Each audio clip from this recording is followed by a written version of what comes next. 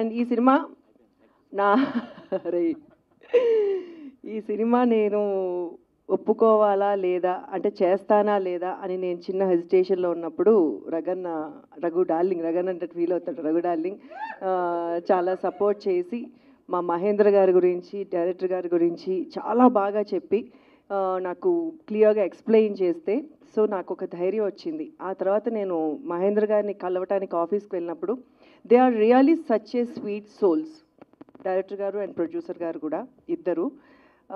So అప్పుడు yes అంటే ఆడపిల్లని సినిమా ఇండస్ట్రీకి తీసుకురావచ్చా లేదా అని చాలామందికి భయాలు ఉంటాయి.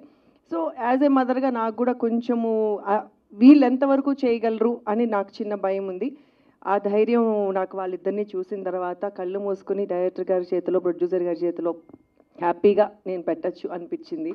So thank you sir, thank you so much. ఈ సినిమా డెఫినెట్గా సక్సెస్ సాధించాలి. అండ్ మా తమ్ముడు అమర్, నా కూతురు సుప్రీతని మనస్ఫూర్తిగా ఆశీర్వదించడానికి నిజంగా చాలామంది అసలు ఇంతమందిని చూస్తుంటే నాకు నిజంగా అనిపిస్తుంది ఇంత మంచి సక్సెస్ ఫస్ట్ స్టెప్లోనే వచ్చింది అని. Thank you thank you thank you so much. And ఇక్కడికి మేనమామని చేసినాక ఇంకేం చేస్తాడు?